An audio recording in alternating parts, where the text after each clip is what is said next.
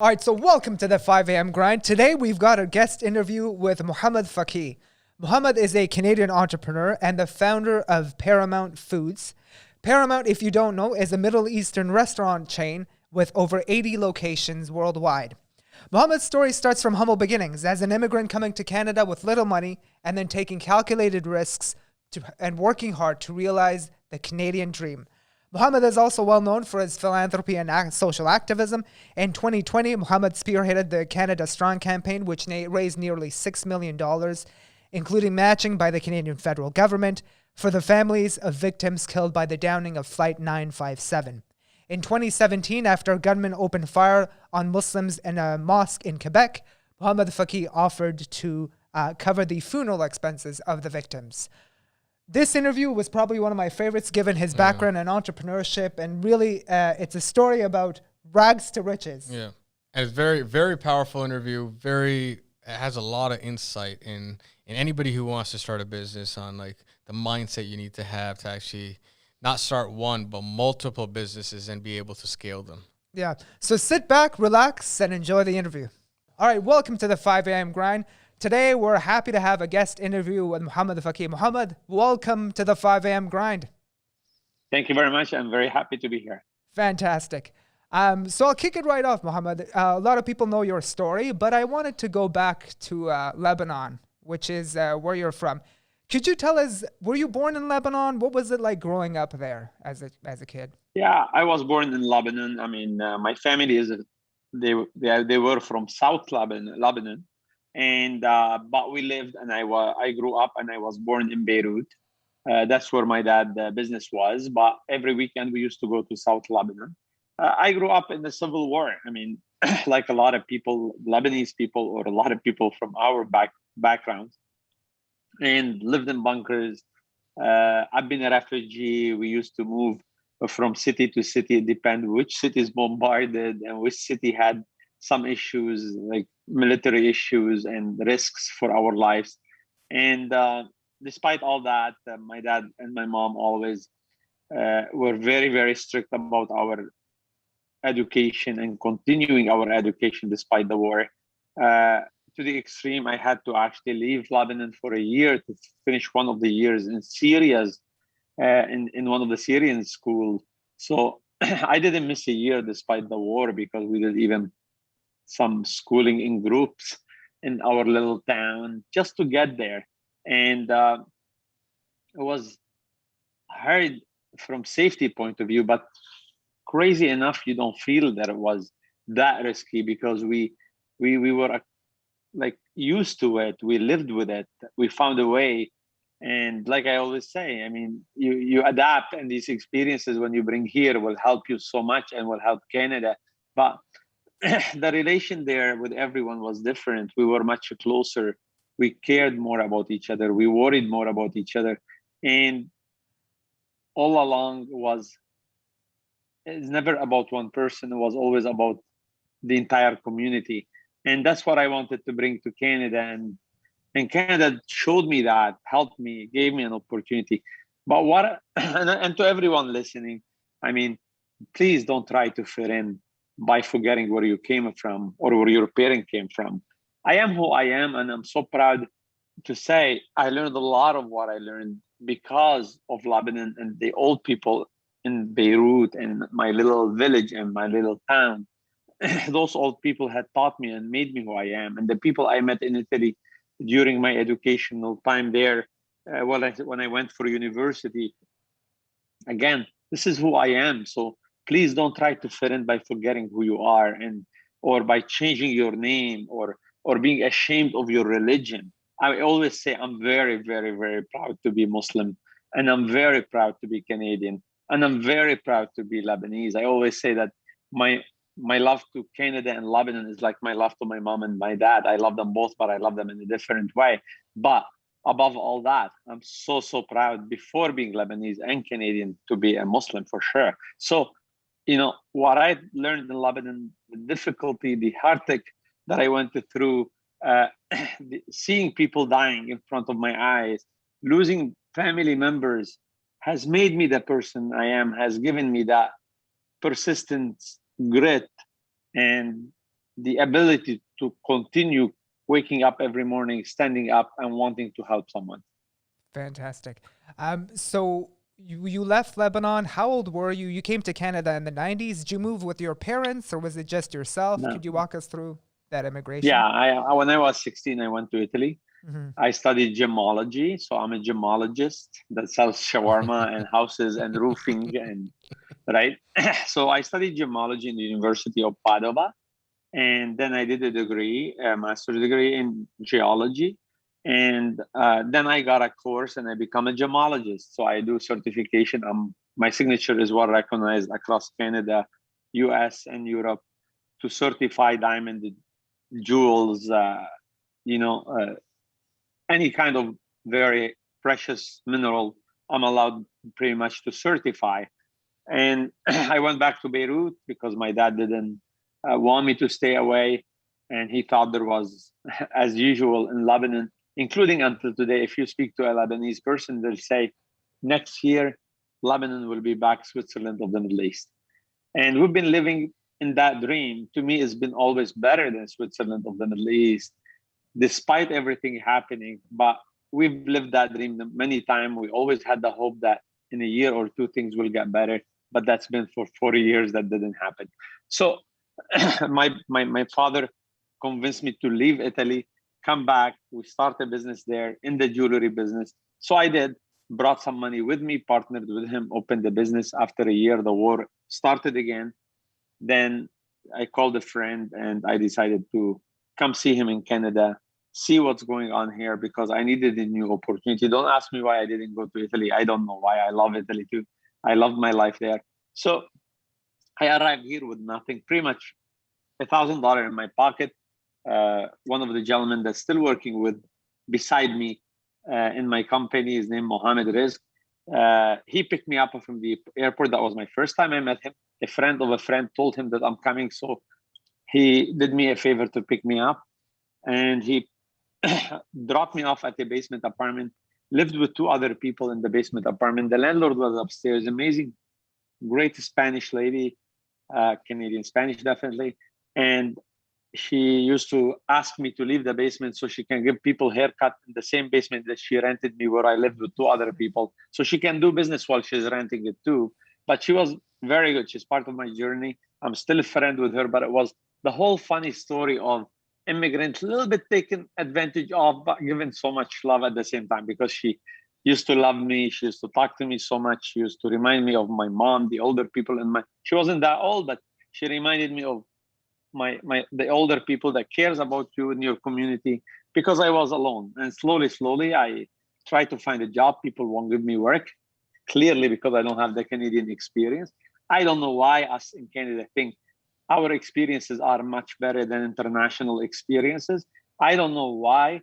Some companies, I would say Canada has become much better that way, but some companies still don't think that bringing foreign experiences from different sets of, I would say, like different actual years lived and challenges lived and hassles lived will actually make their company better. I think it made my company better when I hired 150 Syrian refugees, they made my company better.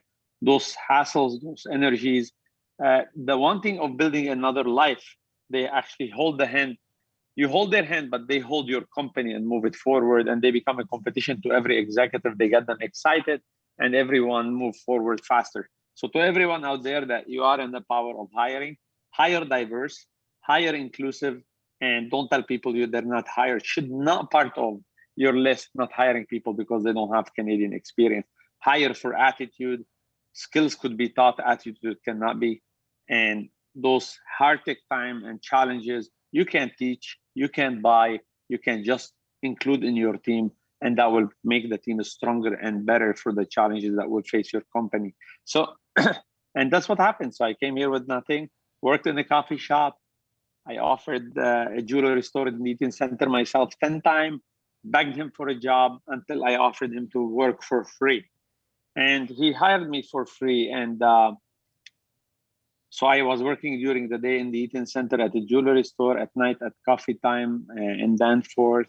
I worked 5 days in Timmy's as well. In Tim Horton, I didn't want to sell pork, so I moved to Cafe Time. They didn't have pork at the time, and until another jewelry store saw my worth and came offered me a job in the Eaton Center, La Swiss, the watch company, and I moved with a bigger salary. And from there, I got an offer of another bigger job with a lovely lady that I met. I was selling her a watch, and she wanted much more expensive watch, but the watch didn't look good on her wrist. It was too tiny, and her wrist was big. And you can't tell a woman her wrist is big; you'll get in trouble. So, so I actually told her, no, the watch is wrong. You need a mid-size watch. I gave her a cheaper watch. She appreciated my honesty. She came back, wanted to hire me. I said, no, I love this company. The only reason I'll move if you give me partnership. I want 25% free. I will not pay you a penny, 25% sweat equity. I'll go back to the coffee shop. I'll work there to make my living, but I want 25%. I want to own something. She said, no, I was crazy. I said, I knew I was crazy, but that's what I wanted. And she said no. She left, and a month after, she brought her husband, and we agreed. We made the company much bigger, and when she was getting sick, she helped me buy 2 of the locations, and that was the first thing I owned ever in Canada. Fantastic. Oh wow! That's So amazing. there's one thing I want to unpack here. Yeah. So with your experience and from what you just told us, it seems like growing up, it was very, I guess, challenging, very difficult in terms of the war and stuff like that. That often, like with a lot of people, it taints their mindset and how they kind of spend the rest of their lives. But from what you just said, it seems like you have a very much of an abundance mindset where it's like things will happen, things grow. It's not like a zero-sum game. So what my question to you is, what in your life got you to either transition to that abundance mindset, or is it something that you had to tell yourself or teach yourself? Was it somebody that kind of told you about it? What was it, your religion? What was it that kind of got you to really, because you see it very strongly, right? And there's very few people that at least I've met that have that abundance mindset where it's like, it'll come. You'll hire 150 refugees, you know? And I 100% agree with you, by the way. I 100% agree with you. But most people will be like, 150, what if the company just tanks? What if they don't know what to do? What if, like, you know, they'll find like one of a million reasons not to go down that route. We call them excuses. That's what we call them. So what got you to kind of develop that abundance mindset? Very simple. It's not like you sit and pen and paper. Like, look, what I see sometime within companies and the way people talk to me about, even sometimes I don't know them, they talk to me about how they're thinking about their life and how many plans and how many tabs they have worked on about their life. It's not as complicated as everyone thinks. You should be appreciative for every single morning the sun shines and you are alive. And you should be out there doing everything you can to prove that you were a good reason to be on earth. And that's the bottom line. No matter what, who tells me that they have challenges, I've seen people dying in front of me. I've seen people dying in front of their mothers. You need to look at the people not doing better than you. You look at the people doing less than you, less fortunate than you. You do not only give them empathy, you feel that compassion, that oneness with them. Then you are appreciative for every morning you start your day. And you start by being thankful. In every religion, being thankful, that gratitude is a must, is actually bring you more and better things into your life. And why is that? Because there's a lot of people that have their situation worse than you are. Yes, I was living in a war, but we had a beautiful, the Mediterranean in front of us. We had time where we went to swim. We had a house. Other people didn't. I had a brother that's still alive. Other people didn't. So we were thankful for everything. I have a mother and a father. Until today, I'm blessed to have them. That taught me that every penny you make in life, penny, and don't wait until you're rich. When you start earning, just earning any money, that money will never be blessed and multiplied unless you help someone else with it. And unless that help, hurts your pocket. So don't tell me you have billion and you're giving 100,000. That doesn't count. It counts. Good for you. Thank you very much for the people who received it. But it doesn't count. It doesn't make you a better person. It doesn't control your ego. That is the worst enemy that you have. So for me, that comes natural. I hear a lot of people talking about, I understand what they're saying. I think is overcomplicating one thing, the gratitude of being alive, and take a very good use of it to help other human beings. And that's the bottom line. Money doesn't make you happy. Educational success alone doesn't make you happy. I'll tell you what makes me happy. Every single day is what I learned from my mom. 25 cents a day at least, 1 cent a day at least. Give it to someone, it changed their day. It gives you so much energy. It's so addictive. It gives you so much blessing.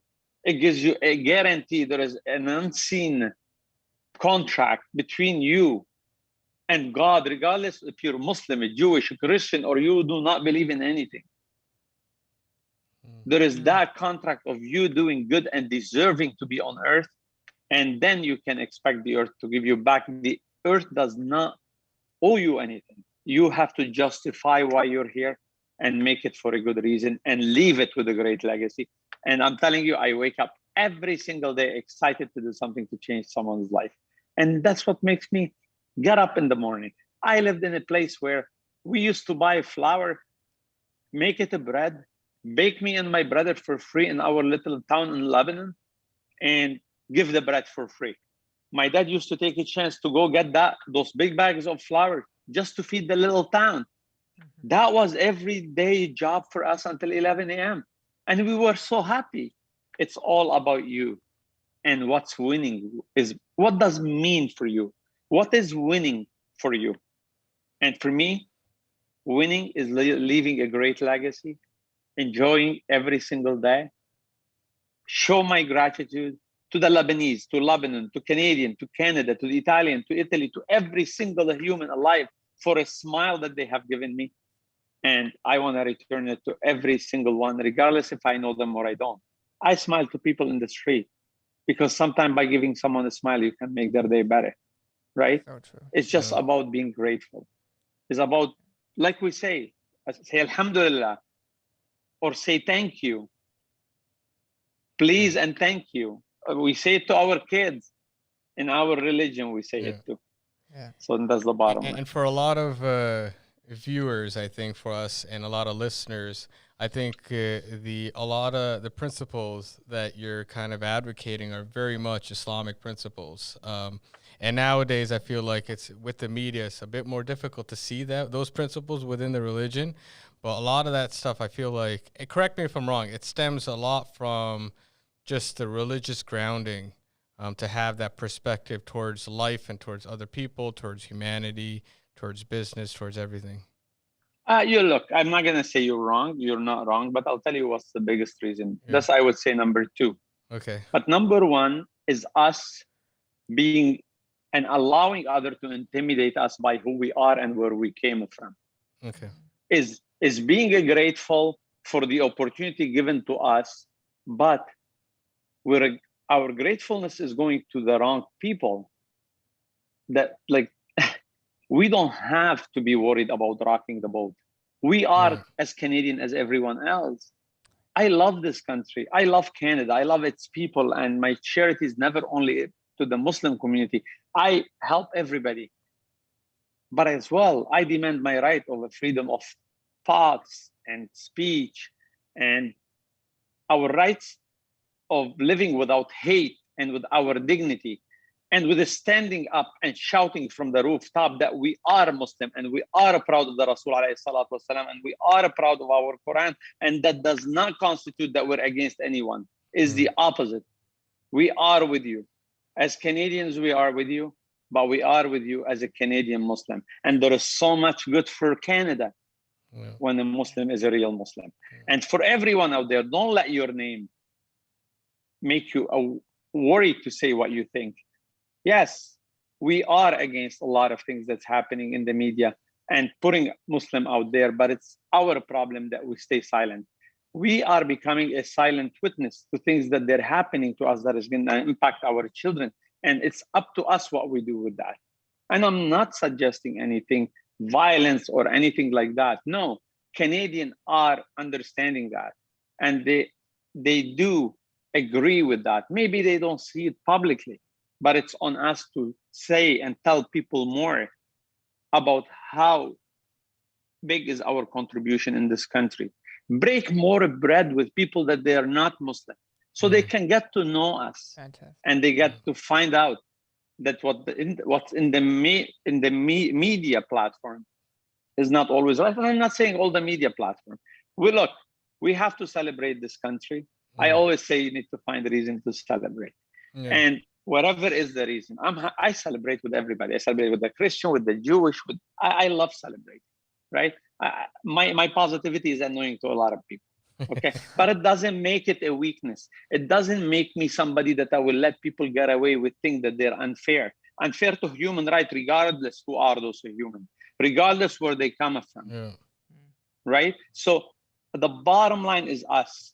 We do not want to rock the boat. We all have jobs now in Canada, and the Muslim community that travel to the UK, they have jobs, they have a position, they have a name. So when something happened and they need to stand up for the Muslim religion or for Muslims around the world that they're treated unfairly and other people are breaking human rights laws and the international laws, they say, maybe I shouldn't say it. I don't want to rock the boat. I'm happy and appreciative of where I am today.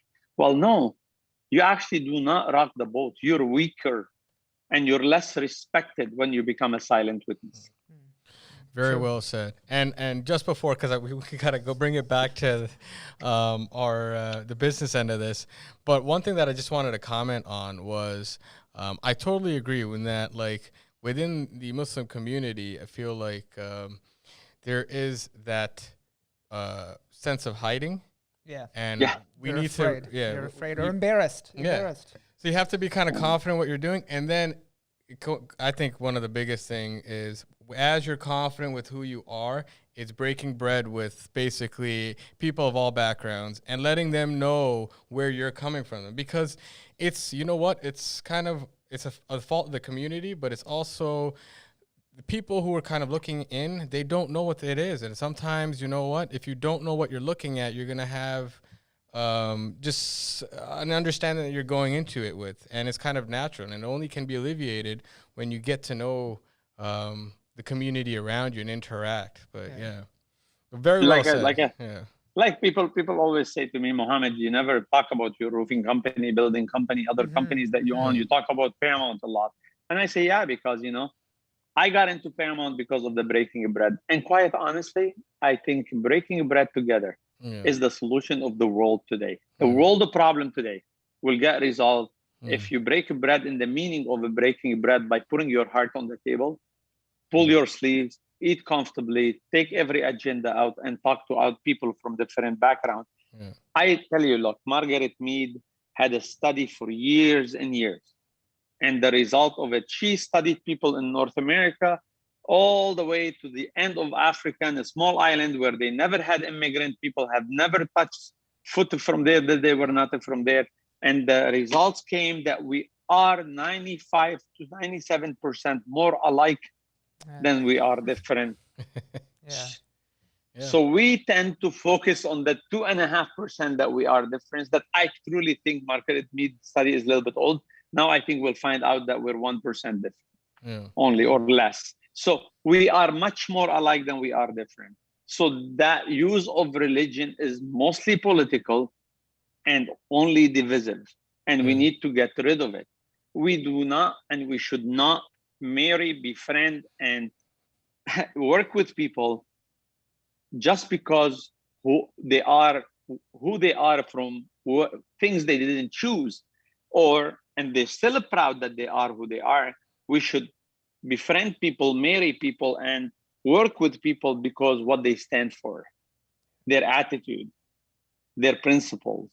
That's what we should do. And we don't. And if we were to do that and break more often the bread together, I don't think the world is full of great people. I know there is hate. I was faced with hate. But the world need more good people who are willing to do good things. And they're not only Muslim. There is a great Jewish people. There is a great Christian people. There's great Hindu people. There is good and bad in everywhere. But we need the good people to use their voice more often and not hide. Stop changing your name from Mohammed to Mo and me and Mikey because you fit in more. You don't fit to anything when you do that. You don't fit to the Canadian society, and you do not fit to your community. And when Osama become, Sam, and when you will fit to nowhere. And the bottom line, what you lose is the biggest loss you can ever have, is lose yourself. Whatever you do in life, don't lose yourself. And when you are ashamed of your name, when you're ashamed where you came from, when you're ashamed of your religion, you lose yourself. And when you lost yourself, there is no gain, and you'll never win again. You'll never be happy one day in your life. Fantastic. Mohammed, so I'll bring you back to the business and just the background where we left off. Fantastic message. Thank you for imparting that. So you were working at Coffee Time. You worked for free at the jewelry shop. You got this business opportunity to partner up with a lady and her husband. You acquired 2 stores, I believe it was. Then how did Paramount come in? Because people have seen the story. It was a bankrupt restaurant. You were approached for an investment. Why did you think that was a good idea at the time? I'm assuming you had accumulated some capital from the watch ventures. What made you think it was a good idea to invest? I didn't think. Okay. So what happened is, I walked in and I wanted a kilo baklava. This man tells me that him and 15 other family will be kicked out of Canada, if I don't do anything about it. At that time, one, please don't tell anyone, I didn't eat a lot of shawarma in my life because I lived in Italy for too long. Shawarma wasn't on my menu a lot. 2, I didn't know how to fry an egg. So I wasn't in the food industry at all, right? And most importantly, never thought to be in the food industry, but I always liked what a food meant to bring people together, right? And when I walked in and he told me that story, I handed him my card. And it's one of those things, you hand somebody a card and you're hoping they lose it because you don't know them, you don't know what they want, but you want to be polite. So I did. I handed him a card and I left. Before I leave, he said to me the story about how 15 families, they're going to be thrown away out of the country, deported possibly, and he will bankrupt. And a lot of people are employed in that place. I got into my car. I sat back and I'm like, oh my God, that's me. I came to this country with nothing. People helped me. And even the person who gave me a free job helped me. And, this woman helped me and a lot of other people helped me. And look, I tell you here, and I keep saying it to everyone, if you want to make a difference in life, you need to decide now, not when that chance to make a difference comes to you. You need to decide in life who you want to be. Are you going to be that person that put your head down, like you said, hide? Or are you going to be that person that will show up? You show up for your community. You show up for people. And when making a difference in life comes usually unexpected, right? It comes like a chance. And either you recognize it or you don't. And people say, Mohammed, you're lucky. You made money. You made it in life. You're lucky. There is no such a thing. We all in life we receive and we are faced with opportunity of making good money, good opportunities of business, and good opportunities of making a difference in people's life. Do we have the courage to recognize that? Do we have the courage? Do we understand that that's an opportunity? Every time you go into a meeting with 10 people, there is a great idea on the table. 9 people will say it's a bad idea. They walk away. And there is that one person that will say, no, I want to know more. I want to take it to the other side and I want to take a chance. Are you that person? And when I sat down in the car, I realized I'm going to make a decision. Who am I going to be? A person who's only worried about my bank account, or I'm going to show up to the community? I'm going to help that person. I want to think about it. 15 families, maybe I need to think about it again. I picked up the phone and I called the man and I said, listen, I want to see you in my office tomorrow and I want to understand. At the time, I didn't have a lot of money, actually. I had very little money. And I agreed with him. I wasn't planning to buy the business. I said, look, I'll help you a little bit. I'll come in on a small percentage if you want me, or I'll help you, you pay me back, but I need the business to guarantee my money. He offered me his house. I said, I will never take the children out of someone's home. So And then as soon as I walked in, he told me that he can't do it anymore. And if I want to buy the business, I said, I'll buy it slowly and I'll pay you slowly. I wasn't ready for this. I'm here to help you, right? And you need to teach me. I don't know what I'm doing here. I think I still don't know what I'm doing there, but I'm trying. The bottom line with the restaurants is a lot of food being a good quality customer service. And most importantly, giving them a good value. We were giving them very good value. He actually didn't know how his food cost. He used to sell them 2 kilo mixed grill, and he used to call it on the menu kilo. Like, okay, you're giving them 2 kilo. Why do you call it 1 kilo? You're actually underselling yourself, right? And you're pricing it as a kilo. You're giving them 2 kilos. So they were losing money per unit, per price. I got 2 consultants to work with me to teach me the industry and see exactly menu engineering, narrow it down to numbers, dollars, cents, every single hummus. What's the weight on the box? What's the weight on the oil? What's the weight on the decorative parsley? We took it down all the way to math, but the sales were booming because when I took over was 40,000 a month. After 4 months, by pampering people, building a friendship on the table, getting to know their daughter's wedding, when they're having a baby, and when did they go to the doctor, and getting involved in their life. And it's funny situation, but I loved it because you became part of the community, and from somebody that wasn't involved with anyone and felt like a stranger when landed, and then feeling that much love and that much care between you and your customers. I loved it, did it from the heart, loved the breaking bread with them or see them breaking bread together, and the sales boomed. Went to 40,000 a week instead of a month, then 50,000 a week, then 90,000 a week, then 130,000 a week. And by the time we got there, we had the consultant and all the math around it figured out. Then we opened the second location, and what was a horrible mess. And to everyone out there, if you do your business once and you're blessed, that's a great hobby. And it's a great way to have a peace of mind to make money and make a living. But it's not an expendable business unless you repeat it more than 2 times. And when you repeat it, and I have to tell everyone out there, you need to change your mindset, because the mindset of I want to have the best hummus in the world doesn't work when you're repeating it. You want to say, I want to have the best consistent hummus possible in the world to repeat 500 times. And that doesn't make it 100% the best hummus. Maybe it's 85% the best hummus, but it's repeatable. Because even my mom, every time she cooks for me, she cooks in the different salt level and everything. I love it because she's my mom and I feel it is the best food in the world. But when I want to bug her, I say, Mom, you actually have 0 recipes. Now that I'm in the food industry, every time tastes the same, but they're all beautiful because it's you, right? We don't realize that, but that's the truth. We all say our mom's food. Now all mothers are going to listen to this, are going to hate me, but no, we still love your food. We love you and everything you do for our life.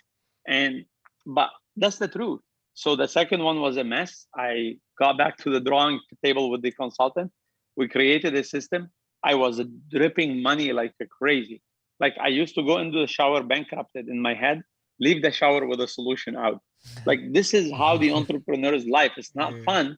It's like a duck. You look very pretty from the top and you're struggling under the water to swim and to stay afloat, right? Very well said. Well, that's the truth, right? Yeah. And then we had 2 options, run backward and run forward. And I always said it. I said it during the pandemic in the Bay Street Bull. It was featured as a quote. Yeah. I always, when there is a crisis, I act like a shark, not eating other people. Shark, they only go forward. They don't look back. And like a goldfish. And goldfish, because they have short memory, you don't have those anchored tying you to the mistake you've made before. And to all of you, act like a shark and like a goldfish. And a shark, I'm not saying eat someone else, eat the people smaller than you. No, I'm saying shark, like keep moving forward. And don't let people who wants to take you down. Don't let the gossip. Don't let bad mistakes or mistakes that you've made, because there is no such a thing, bad mistake. Mistakes that you've made before anchor you back.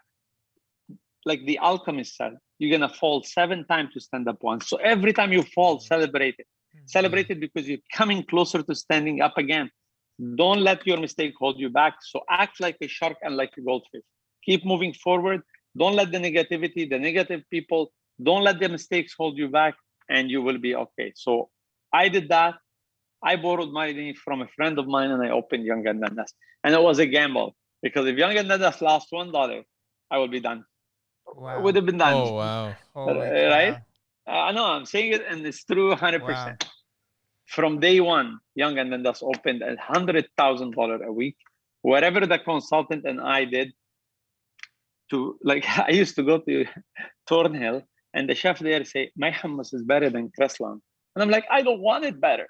I wanted the same. And right? And they're not getting it, the consistency. And historically, if you look, no Middle Eastern restaurant ever gone over 50, 60 locations. And I'm not talking about small little corner shop, dirty shop that had opened 60 location of one skewer shawarma. I'm talking about real Middle Eastern food, proper charcoal, barbecue, wood burning oven, real food. Like enough is enough to underestimate our Pakistani kitchen, our Middle Eastern kitchen, our Indian kitchen. We have amazing hospitality and food, and we need to showcase it. Yeah, there is QSR, that's great, but that's not our cuisine. That's a casual part of our cuisine, and we have much more. And we have to showcase it. We have to present ourselves not better than what we are. We never can do that. You go to Dubai and you see the Pakistani restaurant, the Arabic restaurant, the Indian restaurant, they're gorgeous, they're 5 stars, they're, we have to present our food, because if you want to understand the culture, you taste the food. And that's the bottom line. So yeah, it was a challenge, it was crazy. Then we opened London, and then everybody started asking me for franchise, and people start convincing me to franchise, and I never wanted to. But then slowly, I came onto the idea, and that's where we start. Today we are, by tomorrow morning, we're opening actually one more location in Montreal tomorrow, or the day after. We'll be around 83 locations around the world. And there is another 7 that we start building, and we stop it during the pandemic.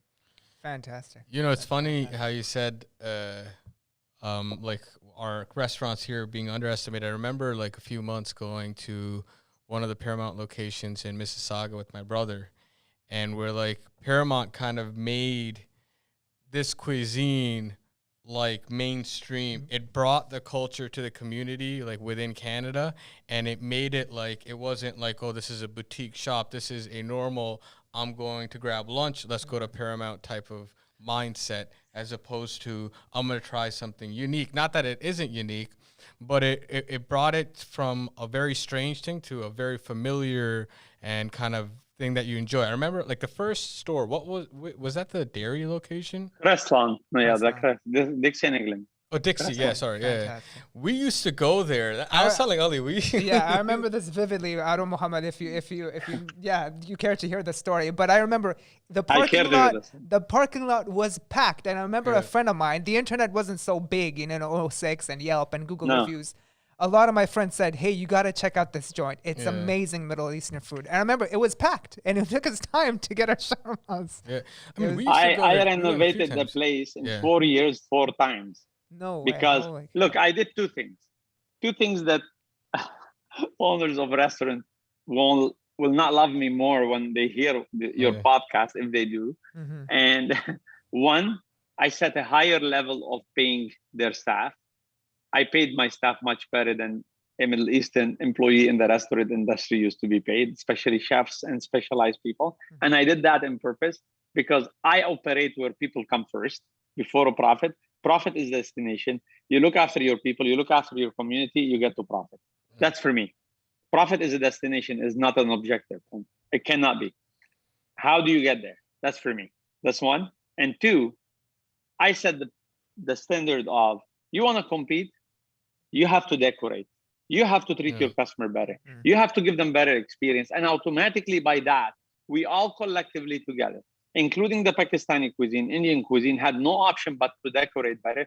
And we automatically, without knowing, presented ourselves to the mainstream better. And we made ourselves, all of us, look better culturally, not only business-wise. Yeah. So true. So true. Yeah. Amazing. Mohammed, I wanted to cover some success habits questions. Like, I've read the Toronto Life article, and I'm sure a lot of people have. You wake up pretty darn early. We're obviously called the 5 a.m. grind. You wake up around 5, I believe. Could you talk about just your morning routine and how that's contributed to your success? Well, I mean, it's been, look, people see me, I drive nice cars, put a gel in my hair and everything. But you know what? I'm very proud to say our religion has impacted me and impacts my life every single day, every single minute, my interaction with people. And I'm proud of that. Continue saying, and I will always say it, I'm very proud that the Muslim education and upbringing has impacted my life. And especially because when you use it for the betterment of everyone, regardless their background, their religion, and who they are, where they're from. So I wake up 4:30, right? And I start with some Quran. You can start with meditation if you're not Muslim. I start with the Quran, right? And then I pray. And then it's so early for people to bug my messages and to do this. So I send email to my entire team. I always tell them to keep it on silent because I'm crazy. I sometimes wake up at 3 and I start emailing everybody. So I literally finished my day for instruction and had replied to all my email. I put a plan for myself, plan of action. I share it with my assistant. I have a senior advisor as well, just for me personally, that does a lot of my work with the community politically and everything.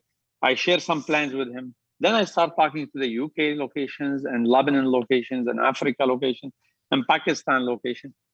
By 8 o'clock, I'll jump in the shower. My day is almost done organized. Now I have time to smile and enjoy people's time, talking to them, going out and doing good, going to our stores and saying hello to our franchisees, dealing with here and there things together, and have time to spend it a little bit with my family. I always say to people, look, when you wake up late, you come late. You come late to everything. You show up late to everything. Like that big speech that it says, if you want to make a difference in life, start by making your bed. And I say to everybody, you start making a difference by waking up early. You wake up early, you have so many hours. If you want to take a nap in the afternoon, take a nap, you'll enjoy it better because you have figured out everything and everything is looked after, right? But the bottom line here and the most important for me is I really want to live I don't sleep a lot. I sleep 3.5 hours or 4, but I'm worried about if I miss out on something. I'm always excited. I always want to do more. And I think we can. I think we all can do much more. It's only we want to. 4 hours of sleep. Yeah, fantastic. So you're going to bed at midnight then, and you're waking up 4:30. Yeah. 4:30. Yeah. Got it. Yeah. Do you have any habits you use just to plan out your entire year or your week, stuff like that, or no, do you just? We have something called look ahead a week ahead, look ahead a month ahead, look ahead a year ahead, and we have those 100% figured out. But guess what? You want to talk about somebody that was a gemologist and he's selling shawarma now and he does roofing? I mean, you can plan as much as you want. Why you need to be excited for the things that you didn't plan, not complaining about the things you didn't plan. Like I say, I'm annoying, I'm positive, I'm too positive, and I always find solutions to things. And it's not by complaining, because people who make everything perfect and they want it to run perfect, that's boring for me, right? And that's not what life is about. And that shows that I'm not capable of adapting. And if we learn anything, I always say I operate with the 4 Ps. And I said it before, and I'm going to say it again. A friend of mine, she said it as well. And I said, she's right. It's a 5th P that came, and the 6th P came during the pandemic. So we used to operate people, purpose, planet to get to profit. And now is people always, purpose, planet, pivot, and the philosophy of your business to get to profit. If your philosophy, let's sit back, my God, the war started, this crisis of pandemic, we're going to do nothing, we're going to just fire people. And no, we're not going to do that. We're going to actually start a Crispo. We're going to open Boxed. We're going to start Massimo Pizza. We're going to drop them in Paramount, paying the same expense, same employee. We're going to hire more employee, not fire employee. And we're going to bring our sales back during the pandemic. That's what we're going to do. And that's the pivoting and the philosophy. And you can never pivot unless you have that heart. strong heart to say, I'm running forward, a shark and a goldfish, and I'm not running backward. Fantastic. How do you keep up with everything? Because you have a lot going on. You're on social media all the time. You're volunteering. You're very giving in the community. You're social activism, all this stuff. Like you said, you also launched new restaurants during the pandemic, like Boxed and Crispo. How do you prioritize and keep up with everything? First P. First P. Purpose. People. People. Got it. Got it. People. You know, let me tell you something. Yeah. I'm sometimes walking in the mall, like my son Adam, he's 6. He says, Dad, I'm not going to ask you anymore who that person is because you're going to say you don't remember. Because people say hi and I don't remember their name. I'm horrible with name. I'm good with faces. And people say hello and everything. And they want to start a conversation, even if I don't know them. And they say, Mohammed, your customer comes first. Your customer always, always, always come first. Mohammed, make sure your customer come first. I'm like, I don't know this person. I don't want to shock them because I'm supposed to say, yes, you're right. The customer comes first. Well, no, not for a CEO. The customer don't come first. With all my respect to all my customers, I love you and you do come first, but you come first for my team. For me, my team come first. I treat them better than myself. I hire them smarter than me. And I treat them and I want to encourage them every day to go to work to put you first. But for me as a CEO, the customer doesn't come first. And when you hire people better than you are, and when you surround yourself with people smarter than you are, and you make them buy into the company and you make it as their own, it's their own company, like their family, not just a staff. Yeah. You show them and you teach them how to impress the community and help the community. And then their mother-in-law and their father-in-law and their husbands come tell them, I saw Paramount on the news and what they did. And they will stay in the company for much bigger reason than just making a good salary. You're not worried how to prioritize and make it because your team will make you actually have more time. I sometimes have hours during my day, couple hours that I can do more because I have an amazing team. That's why I put people first before purpose. So, in my heart, purpose first. Just to kind of add on to that, or a question on that.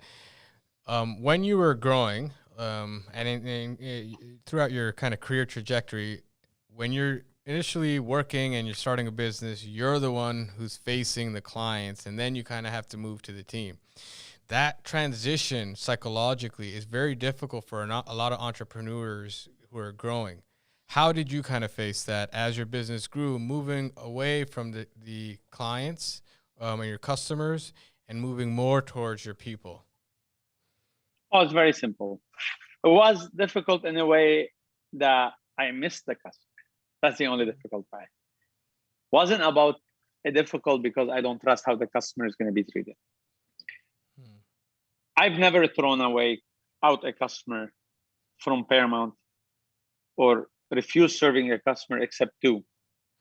One was making bad comment about a good-looking young girl that she's like my daughter, that she worked at Paramount, and he was making comment that I do not accept.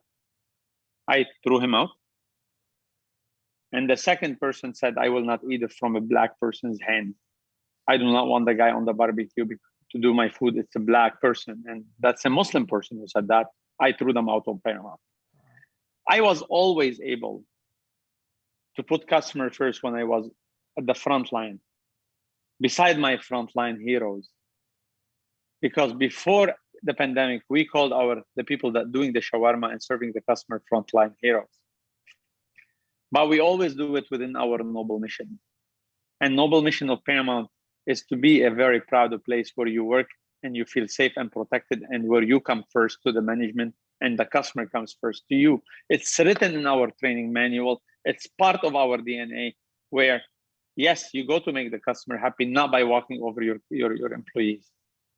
Your team is yours for you to support, and your customer will detect if your employees are happy at their workplace and you are a fair employer. And that's why 90% of Paramount's employees came from parents and family that were customers of Paramount because they felt it's the right place for their children to be there. Fantastic. Mohammed, one of the things that a lot of people struggle with, and some of our viewers and listeners, it's when, you're starting a new business, starting a new venture, you're always afraid, you're doubting yourself. You're uncertain. Clearly, you've had a few moments of these, even your initial investment in Paramount. Can you help, like, you maybe give some advice to people who are uncertain or unsure about starting a new venture or a business? What would your advice be? I mean, outside of, I guess, because a lot of times people are like, just get over it. What's your, what's the behind the scenes? What's going on in your mind, right? Because, when you look back, you could say get over No, it. it's But not. like, It's not get over it. No, it's not get over it. No. Yeah. You don't have to. You're not alone. Yeah. We all have that doubt. I have this doubt now. Every time I'm opening a new business, despite how comfortable I am and everything, failure is a failure. It doesn't matter how much money you have or you don't. When you fail, you fail. And when you're faced with something that you planned and you were excited about, it makes you actually second guess your ability of starting again. And you know what worse than first business is not being able to open a second business successful, because you start feeling that you were only lucky, that you were not smart, you were not good for it, right? So you're always in that chase. And it's funny a little bit. So to everyone out there that feeling that doubt and uncertainty and not sure if this is the right thing, you're not alone. And that's going to continue as long as you want to succeed. It actually makes you be prepared more and more and more. The best way is surround yourself with mentors. Get mentors. Surround yourself with a lot of mentors. I have, as we speak, I have 3 to 4 mentors. I always talk to them. I ask them. They bridge the gap. They give you experiences they have. You don't have to listen to them 100%. But on 80, 90% level, they tell you the answers that you're going to find out a year or two forward. They teach you things you need to avoid. 90% of them, your excitement has blinded you from seeing some details. You need to see sometimes your baby's ugly. A lot of people wake up in the morning, look at the mirror and say, I have a great idea. Well, your idea is not great. Guess what? You have to, no, usually this is a mess when you wake up in the morning and you said, I have a great idea, and you go ahead and do it. When you see that, just stop yourself. Validate your number. Get a mentor who had experience in that business. Talk to people. Listen to them, not to the extreme to scare you, but listen to them to warn you that you actually had checked all the boxes before you take a chance. Otherwise, stay scared. Take your great idea to the grave with you, or somebody else will take it and become successful while you're watching them. It's your decision what you want to do. Very well Don't said. let fear stop you. There is no such a thing of a perfect opportunity. Like you're gonna get nothing. You're gonna continue waiting for the best opportunity ever until somebody else takes it, because there is no such a thing. You have to start uncomfortably and not 100% prepare. But check those boxes, get mentors around you, and start. And you'll adjust yourself. There is no such a thing as starting a perfect business. It doesn't work. So where do you get your mentors though? Is it somebody that's in your network, somebody that you actively seek? Like, how do you kind of acquire you go mentors? after them, you recruit your mentors. And sometimes, look, I went and I met with the founder with the owner of Tim Horton, the founder, one of the co-founders. And the first 15 minutes I was writing down. After I realized he was miserable, he wasn't positive, he had $12 billion, didn't make him happy.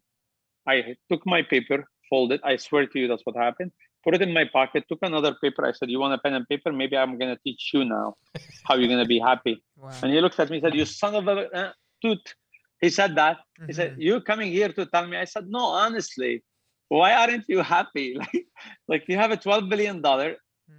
You are someone that I looked up to. He said, you said in the past tense. I said, yes, I can't look up to you just because of your money. It has to be more.